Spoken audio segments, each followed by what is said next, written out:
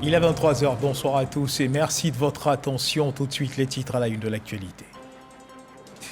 Le président de la République Alassane Ouattara a procédé ce mercredi à l'ouverture officielle des travaux de la 15e conférence des parties à la Convention des Nations Unies sur la lutte contre la désertification. À suivre dans cette édition, en début de ce journal, le récit de cette ouverture officielle des travaux de la COP 15 portant sur la lutte contre la désertification.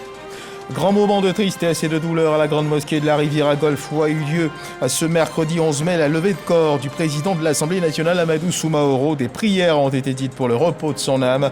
C'était en présence du chef de l'État, Alassane Ouattara.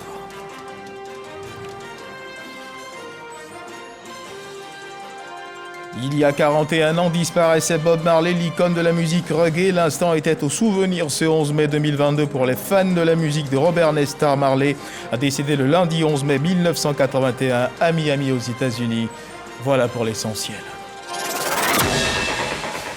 Bonsoir à tous et merci de nous suivre. L'actualité en Côte d'Ivoire, vous le savez, est marquée par la tenue de la COP 15 ici à Abidjan. Tout de suite, les échos de cette conférence internationale qui se tient dans notre pays.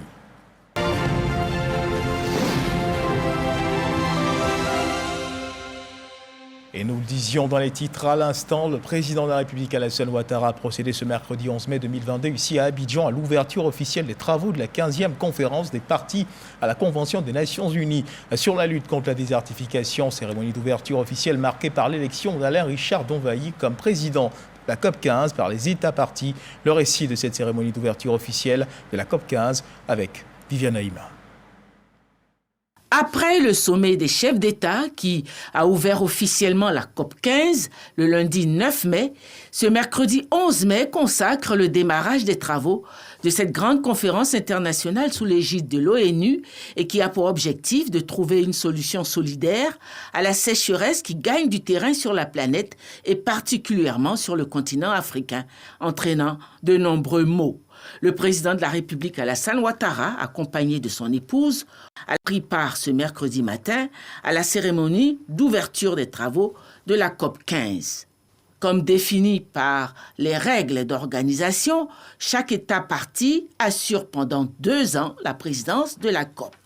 Après l'Inde qui a présidé la 14e session de la COP, c'est le tour de la Côte d'Ivoire de présider la 15e session, d'où la tenue de cette 15e session à Abidjan. À l'ouverture des travaux ce mercredi, le ministre Alain Richard Donvaï a été élu par acclamation pour assurer la présidence de cette COP 15.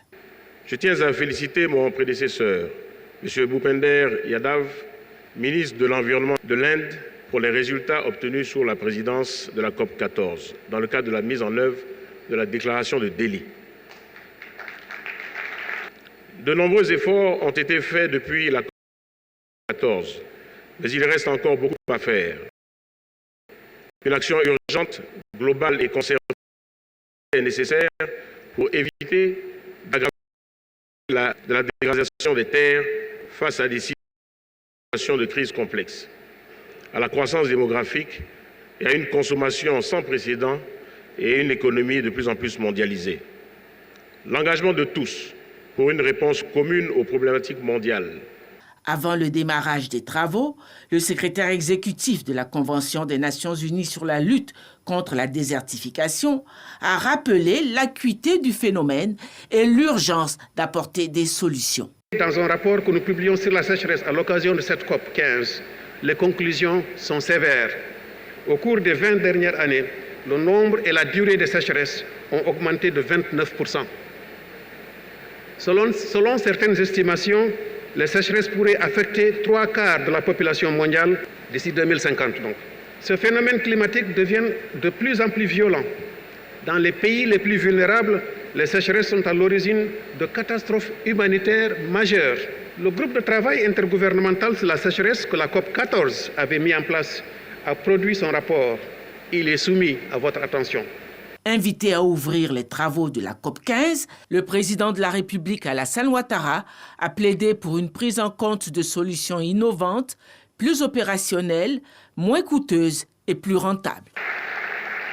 Excellences, Mesdames et Messieurs, dans le prolongement de la COP 14, la COP 15 doit résolument être celle de l'action, du partenariat et de la solidarité de la communauté internationale avec les populations et les régions en détresse. C'est un défi important que nous devons relever à tout prix et ensemble afin de préserver notre planète pour les générations futures. C'est d'ailleurs le sens du message de l'appel d'Abidjan que nous avons lancé avec mes homologues au terme du sommet qui nous a réunis le lundi 9 mai avant-hier à Abidjan. Excellences, Mesdames et Messieurs, la Côte d'Ivoire envisage de promouvoir les actions de restauration de nos terres et nos écosystèmes forestiers, d'améliorer la productivité agricole et de renforcer la résilience des populations à travers des initiatives innovantes et inclusives, intégrant des acteurs du secteur privé, la société civile et les communautés locales. C'est dans ce cadre que nous avons présenté au cours du sommet des chefs d'État et de gouvernement l'initiative d'Abidjan, qui s'étend sur une période de 5 ans. Je me réjouis à cet égard de l'adhésion et du soutien de nos partenaires techniques et financiers qui ont décidé de contribuer financièrement à cette initiative à hauteur de 2,3 milliards de dollars américains, bien au-delà des 1,5 milliard attendus. Merci, merci à vous. Merci, Monsieur le Président. Merci, le secrétaire exécutif. Excellences, Mesdames et Messieurs, la COP 15 s'ouvre sous de meilleurs auspices après le sommet réussi des chefs d'État et de gouvernement du 9 mai 2022, dont la déclaration finale dénommée l'appel d'Abidjan devrait inspirer nos travaux. Les travaux de la COP 15 ont démarré ce mercredi 11 mai pour durer jusqu'au 20 mai. Et à l'agenda du chef de l'État, Alassane Ouattara, et cette audience que le président de la République a accordée au président de la commission de l'UEMOA, Abdoulaye Diop. Le président de la commission de l'UEMOA, Abdoulaye Diop, qui a fait le point des échanges qu'il a eus avec le chef de l'État au micro de Viviane Naïma. En marge de l'ouverture des travaux de la COP 15, le président de la République, Alassane Ouattara, a eu un entretien avec le président de la commission de l'UEMOA, Abdoulaye Diop. Il y a eu la présentation du programme Héritage d'Abidjan, qui est un programme essentiel, aussi bien pour la Côte d'Ivoire que pour la sous-région. Et comme vous le savez, dans la démarche déclinée par les autorités ivoiriennes, il s'agit de faire de ce programme un programme pilote et qu'il faudra par la suite élargir à la sous-région. Et cette perspective nous oblige au niveau de la commission de l'UEMOA à prêter une attention toute particulière à ce programme Héritage d'Abidjan et le suivre dans son exécution pour le moment venu, pouvoir assurer un déploiement plus effectif dans les États de la sous-région. Donc effectivement, j'ai profité de ce séjour pour faire le point avec le président de la République sur la situation économique de l'Union, qui, comme vous le savez, cette situation économique, elle évolue favorablement de façon générale au niveau des agrégats macroéconomiques, au niveau de la croissance économique, au niveau des déficits budgétaires. Nous avons évidemment constaté quelques difficultés au niveau du taux d'inflation lié à la conjoncture mondiale que vous savez et une relative hausse des prix dans la plupart de nos États. Mais ces hausses, comme vous le savez, résultent de la crise Covid et ses conséquences, et tout dernièrement également de la crise ukrainienne qui a fait flamber les prix de beaucoup de produits alimentaires et d'autres types de produits comme les produits pétroliers, etc. Et vous ne l'ignorez pas, cette situation a engagé tous les gouvernements de l'Union à prendre des mesures hardies pour soutenir les populations. Et la Côte d'Ivoire n'est pas en reste. Et des mesures fortes ont été prises pour soutenir les populations aussi bien au niveau des prix qu'au niveau des transferts de revenus, donc pour permettre à ces populations, en tout cas, de mitiger l'effet de cette hausse des prix constatée dans nos différents États. Alors, au niveau de la commission de l'UEMOA, nous sommes en train de travailler sur le même sujet pour mesurer de façon exhaustive l'ampleur de la situation et proposer aux États des recommandations pour assurer des politiques d'intervention plus efficaces, plus ciblées pour que les finances publiques ne soient pas déséquilibrées à plus long terme. L'UEMOA, l'Union économique et monétaire ouest-africaine, regroupe 8 pays de la sous-région ouest-africaine qui sont touchés de près par l'avancée de la sécheresse et la dégradation des terres. À peine entamée, cette conférence ouvre le champ des bonnes nouvelles. 12,5 milliards de francs CFA, c'est l'appui financier qui sera mobilisé par l'Organisation des Nations Unies pour l'agriculture et l'alimentation, la FAO, en faveur de l'initiative d'Abidjan. Annonce faite par la directrice générale adjointe de l'institution et en termes d'échange d'expériences, de mise à niveau de systèmes d'information en vue de l'adoption de politiques appropriées pour le développement et l'implémentation des programmes. L'organisation fournira son appui technique à plusieurs pays. C'est ce que nous apprend Lansine Bakayoko. Ces 12,5 milliards de francs CFA débloqués par l'Organisation des Nations Unies pour l'agriculture et l'alimentation FAO en faveur de l'initiative d'Abidjan seront orientés vers des programmes directement liés à la Côte d'Ivoire dans sa lutte contre la désertification et la sécheresse. C'est un programme de développement durable et de transformation des systèmes agroalimentaires au niveau de la Côte d'Ivoire pour qu'ils soient plus durables, pour qu'ils apportent plus de création d'emplois, aider les gens à sortir de la pauvreté et donner plus de valeur à certaines filières de production, notamment la filière cacao, la filière anacarde et d'autres filières. Au-delà de cet appui qui sera étendu à la sous-région, l'institution regorge de programmes conçus avec le Fonds vert pour l'environnement, notamment dans la récupération des terres dégradées en vue de la transformation du cacao. L'autre point important des actions de l'Organisation des Nations Unies pour l'agriculture et l'alimentation à cette COP15, c'est le lancement du guide technique sur la gouvernance responsable des régimes fonciers et la dégradation des terres. C'est un guide volontaire où en fait on a essayé de regrouper toute l'information, la dernière information disponible sur comment intégrer les questions foncières dans les initiatives de la neutralité de la dégradation des terres. L'équipe de Maria Elena Semedo a également signé avec le ministère en charge de l'agriculture et du développement rural un projet intitulé Scolure qui devrait permettre la gestion durable et la restauration des paysages à cacao. Nous sommes convaincus que les résultats obtenus pourront être mis dans toutes les zones de production agricoles, mais surtout dans les zones de production cacaoyère. Ils permettront de résoudre les problèmes de sécurité alimentaire, de déforestation et d'amélioration des revenus des petits producteurs agricoles. L'initiative d'Abidjan, ensemble des résolutions de la COP15, se veut un programme de développement durable et de transformation des systèmes agroalimentaires visant à préserver et à restaurer les écosystèmes terrestres et à lutter contre la désertification.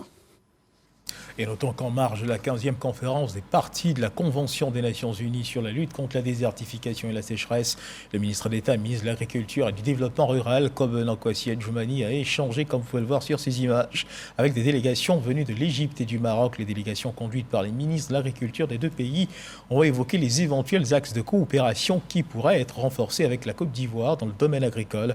Nous y reviendrons certainement dans nos prochaines éditions. Vous le savez certainement, la Côte d'Ivoire, notre pays, traverse des moments difficiles avec le décès du président de l'Assemblée nationale, Amadou Soumaoro. À cet effet, le président de la République, Alassane Ouattara, par voie de décret, informe et déclare 3 jours de deuil national qui courent du mercredi 11 mai au vendredi 13 mai 2022, en raison donc du décès du président de l'Assemblée nationale, Amadou Soumaoro. Les jours de deuil national sont marqués par la mise en berne des drapeaux dans les institutions de la République et dans les ambassade de Côte d'Ivoire à l'étranger. Ce qu'il faut également savoir, c'est que la République du Togo reste solidaire de la Côte d'Ivoire dans cette douloureuse épreuve que notre pays traverse. La présidente de l'Assemblée nationale du Togo, venue exprimer le soutien de son pays et de l'institution qu'elle représente, a été reçue en audience par le chef de l'État, Alassane Ouattara, Jérôme Kofi Aboula. Présente à Abidjan pour les obsèques du président de l'Assemblée nationale de Côte d'Ivoire, Amadou Soumaoro, la présidente de l'Assemblée nationale du Togo a été reçue ce mardi par le président de la République, Alassane Ouattara. La présidente de l'Assemblée nationale de la République togolaise a indiqué être porteuse d'un message d'amitié et surtout de condoléances du président de la République du Togo, Faure Gnassingbé, à son homologue ivoirien, Alassane Ouattara, après le décès du président de l'Assemblée nationale, Amadou Soumaoro. Nous avons eu le privilège et l'honneur d'être reçus par son Excellence, Monsieur le Président de la République. Nous sommes porteurs d'un message de condoléances en ces moments difficiles que le peuple frère de la Côte d'Ivoire a traversé avec le décès du président de l'Assemblée nationale. Donc nous étions porteurs d'un message de condoléances de son Excellence, Monsieur le Président de la République du Togo, qui nous a chargé de lui transmettre toute son amitié et sa solidarité, sa proximité en ces moments difficiles. Pour la présidente de l'Assemblée nationale du Togo, le décès du président Amadou Soumaoro constitue une grande perte, aussi bien pour la République de Côte d'Ivoire que pour le Togo. Et c'était à la grande mosquée de la Riviera-Golfe qu'a eu lieu la levée de corps du président de l'Assemblée nationale, Amadou Soumaoro. Des prières ont été dites pour le repos de son âme. C'était en présence du chef de l'État, Alassane Ouattara. On retrouve Jérôme Kofi Aboula. Grande mosquée de la Riviera-Golfe ce mercredi en milieu d'après-midi. L'ambiance qui y règne, on peut le dire, est intenable et encore non moins insoutenable, vu qu'elle marque la cérémonie de levée du corps du président de l'Assemblée nationale, Amadou Soumaoro. Moment très difficile, donc, pour tous ici présents, notamment le président de la République, Alassane Ouattara, dont Amadou Soumaoro a été un fidèle et loyal compagnon. Le chef de l'État avec à ses côtés son épouse, Dominique Ouattara, le vice-président Thiemo Méliès-Koné, le premier ministre Jérôme Patrick Achi, des présidents d'institutions, des membres du gouvernement, des parlementaires et bien d'autres. Dans cette épreuve, les membres de la famille du défunt, représentés par le ministre du Budget et du portefeuille de l'État, Moussa Sanogo, ont tenu à dire merci au président de la République, Alassane Ouattara, pour son soutien. Pour Amadou Soumaoro, la vie n'a pas été un long fleuve tranquille. Elle fut émaillée de grands combats et de périodes difficiles. Mais surtout, Amadou Soumaoro a été une école de loyauté et de conviction pour les idéaux portés par M. le Président de la République.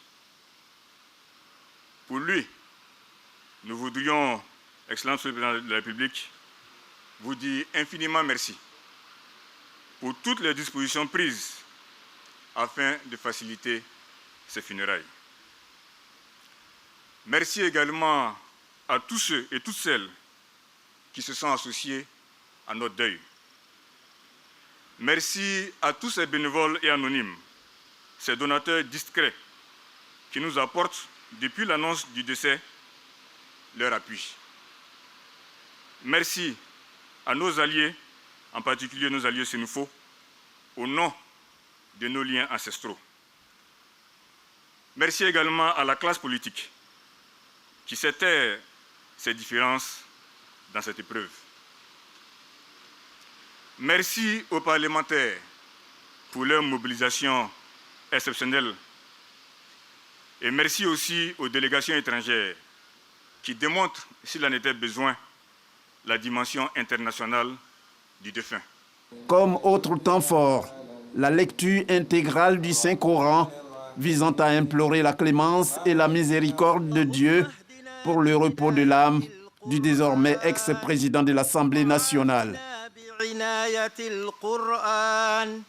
ونجنا ونجي أخانا أمدو سماورو من النيران بكرامة القرآن. Puis, sous les regards attristés, au premier plan, celui du président de la République, Alassane Ouattara, prend position le corbillard à bord duquel le cercueil et la dépouille de Amadou Soumaoro pour la direction de Séguéla. Séguéla, terre qui a vu naître le défunt, terre qui va l'accueillir pour sa dernière demeure. Et comme vous avez pu le voir sur les images qui précèdent, le cortège funèbre du président de l'Assemblée nationale a quitté la grande mosquée de la Riviera-Golfe pour prendre la direction du GATL. C'est depuis cette base aérienne que la dépouille de Amadou Soumaoro, le président de l'Assemblée nationale, a rejoint Séguéla, la terre de ses ancêtres. Kader Sokodogo a suivi cette étape pour RTI 1. GATL Abidjan-Port-Boué. Il est 16h. Le corbillard transportant la dépouille mortelle de Amadou Soumaoro, président de l'Assemblée nationale, fait son entrée.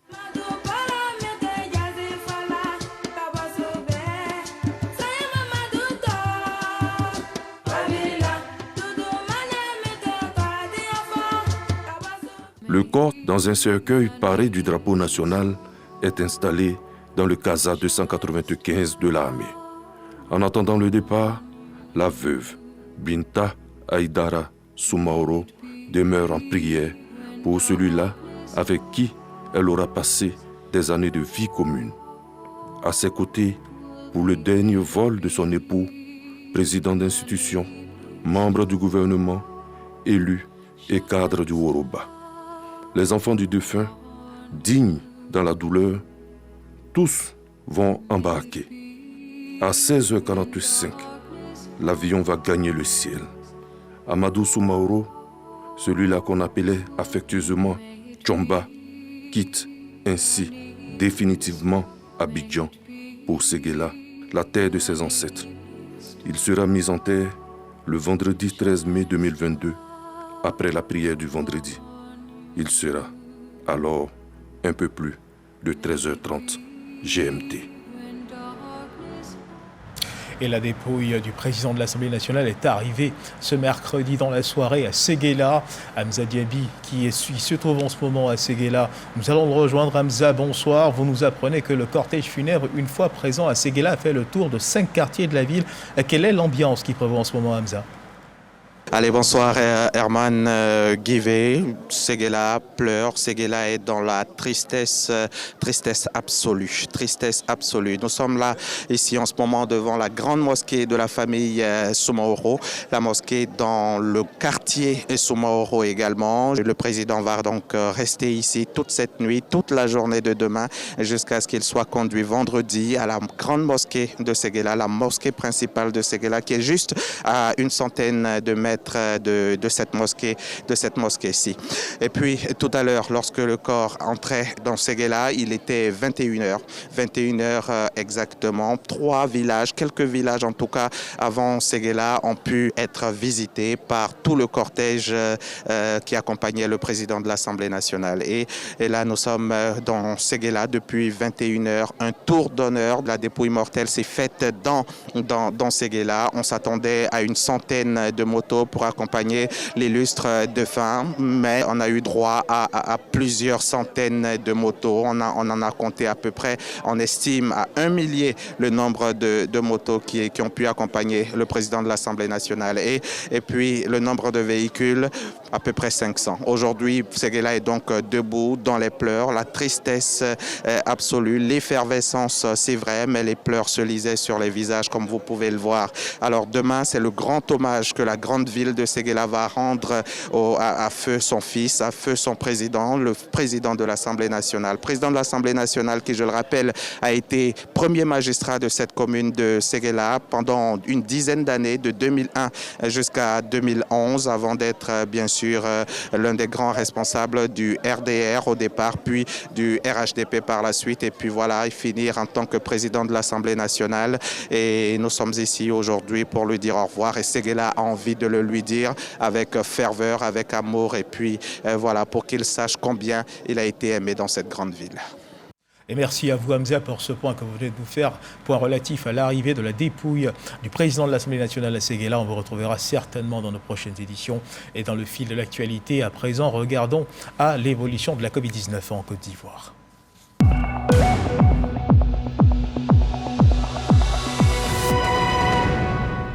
Le ministère de la Santé et de l'Hygiène publique de la couverture maladie universelle a enregistré ce mercredi 11 mai 2022 6 nouveaux cas de Covid-19 sur 733 échantillons prélevés, soit 0,8% de cas positifs, 1 guéri et 0 décès. À la date du 11 mai 2022, la Côte d'Ivoire, notre pays, compte donc à 81 983 cas confirmés, dont 81 165 personnes guéries, avec bien sûr 799 décès enregistrés et 10 cas actifs. Le nombre total d'échantillons est de 1 508 777. Le 10 mai, 26 911 doses de vaccins ont été administrées, soit un total de 12 591 528 doses du 1er mars 2021 au 10 mai 2022. Et dans le fil de l'actualité, ce communiqué qui émane de l'état-major général des armées du dimanche 15 au vendredi 20 mai 2022, l'Académie des forces armées AFA de Zambakro exécutera son exercice militaire annuel. Cette activité se déroulera dans la localité de Yamoussoukro et ses environs. Pendant son déroulement, des coups de feu et des explosions seront entendus. De même, des hélicoptères et engins blindés patrouilleront dans la zone. La manœuvre réalisée conformément au programme d'instruction de l'Académie est inscrite au plan de préparation et d'entraînement des forces armées de Côte d'Ivoire, les FACI. L'état-major général des armées rassure les populations que cet entraînement n'entravera pas leur mouvement et les invite par conséquent à continuer à vaquer à leurs activités quotidiennes. Dans le fil de l'actualité, le ministre de la Construction, du Logement et de l'Urbanisme, Bruno Nabagné-Koné, était récemment l'invité de la tribune de l'Union nationale des blogueurs de Côte d'Ivoire. Il a abordé plusieurs thématiques liées à l'actualité, entre autres les conflits fonciers et les effondrements d'immeubles. On retrouve chez Koné.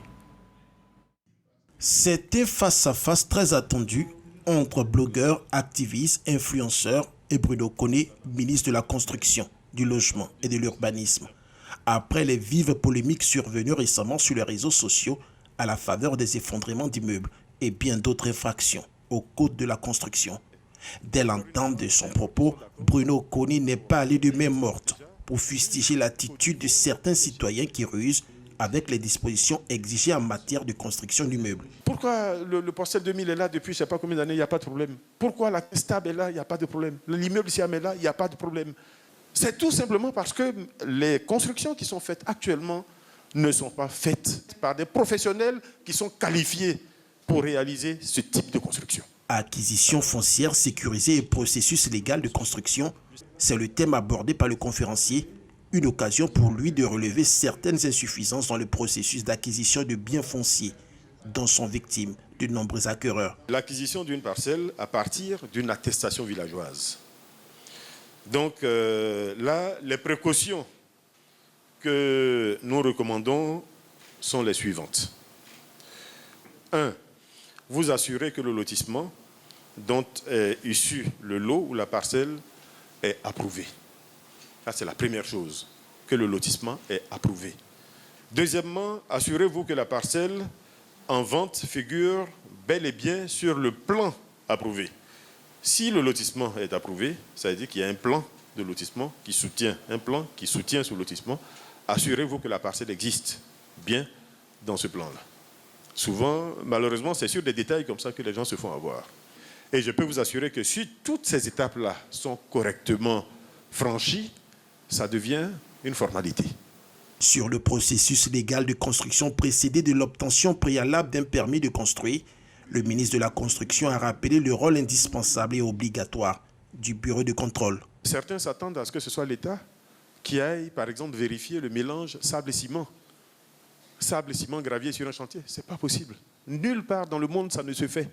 Donc, c'est l'entreprise maître d'œuvre qui a la charge, ou l'exécutant sur le chantier qui a la charge de faire cela. Et quand vous voulez vous assurer que cela est fait dans les règles de l'art, c'est le bureau de contrôle. Pour son premier grand oral sur une tribune de blogueurs ivoiriens en sa qualité de ministre de la Construction, du Logement et de l'Urbanisme, Bruno Koné a tiré son épingle du jeu en instruisant ses acteurs du web sur les grandes réformes de son département ministériel. En politique, le Rassemblement des oufouettistes pour la démocratie l'appelle le RHDP met à jour le fichier de ses militants. Une délégation du RHDP est en mission dans la Marawi. À cet effet, délégation conduite par Abdoulaye Kouyaté, député de Lakota. Largoretti, Alexis Ouedraogo. Une délégation du RHDP auprès des militants de la Marawi. À la tête de l'équipe, Kouyaté Abdoulaye, député de Lakota et cadre du parti. Il faut voir au niveau politique quelle est notre implantation sur le terrain. Combien avons-nous de sections sur le territoire national? Combien avons-nous de comités de base sur le territoire national? Et combien, au finish, nous avons de militants sur le territoire national? Après Voué Boufla, séance de travail en compagnie des responsables locaux. Il faut toujours évaluer, n'est-ce pas, nos structures pour voir si les structures qui ont été installées il y a 2, 3, 4 ans, si ces structures-là existent, parce qu'il y a toujours des déplacements. Je formais un comité de base en 2021, en 2022, en 2025. Beaucoup de personnes de ce comité de base-là se sont déplacées par le jeu des affectations, par le jeu du décès, ou bien par le jeu de la retraite. À partir de cet instant-là, il faut réactualiser le fichier. En marge de cette mission, 1 minute de silence en hommage au défunt président de l'Assemblée nationale, Amadou Soumaoro. Cette mission de contrôle et de mise à jour du fichier des militants du RHDP s'est étendue à d'autres localités. Dans l'actualité internationale, il y a 41 ans, disparaissait Bob Marley, l'icône de la musique reggae, sous son nom Robert Nesta Marley, alias donc Bob Marley, décédé le 11 mai 1981 à Miami aux États-Unis. 41 ans après sa disparition, des hommages lui ont été rendus par ses fans à travers le monde. Et rappelons que le jour de son décès, surtout un grand hommage, des milliers de personnes étaient réunies lors de ses funérailles nationales à Kingston. C'est sur cette information que se referment les pages de cette édition. Merci de nous avoir suivis. Dieu garde la Côte d'Ivoire.